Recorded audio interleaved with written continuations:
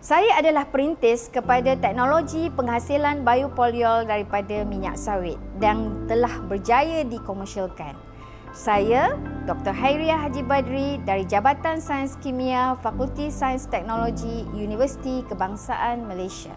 Hari ini membawakan inovasi biopolyol. Saya adalah anak peneroka Faircraft Paloh, Yom Peng, Johor. Arwah abah saya menanam sawit sehingga hari ini dan hasil daripada hasil sawit ini ianya ditukarkan kepada inovasi yang dipanggil biopolyol. Kebanyakan produk yang dihasilkan daripada polyol adalah panel penebat, digunakan juga dalam industri perabot dan juga perekat dan bahan salutan. Selain daripada industri sawit, industri-industri lain yang boleh memanfaatkan biopolyol daripada minyak sawit ini termasuklah industri penghasilan panel penebat untuk bumbung seperti ini. Ini adalah keratan daripada penebat bumbung. Panel penebat yang digunakan untuk dinding dan banyak digunakan di dalam gudang-gudang penyimpanan produk sejuk beku.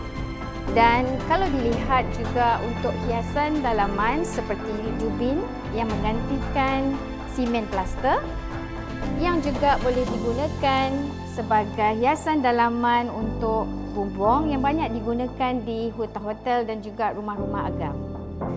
Jika dilihat daripada proses penghasilan biopolyol ini, ianya adalah proses satu langkah dengan masa yang sangat singkat dan yang pentingnya tidak menghasilkan sebarang sisa kecuali air.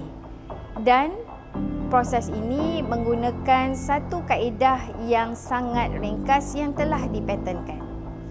Teknologi penukaran biopolyol ini daripada minyak sawit merupakan satu penerokaan baru yang satu-satunya dilakukan di Malaysia.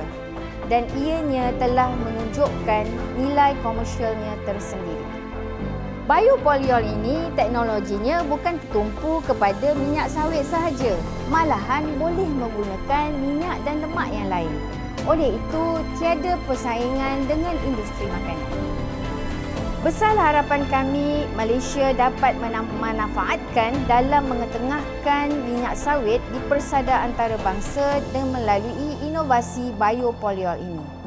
Secara amnya kepada negara, ianya adalah sesuatu yang boleh meningkatkan ekonomi minyak sawit Malaysia.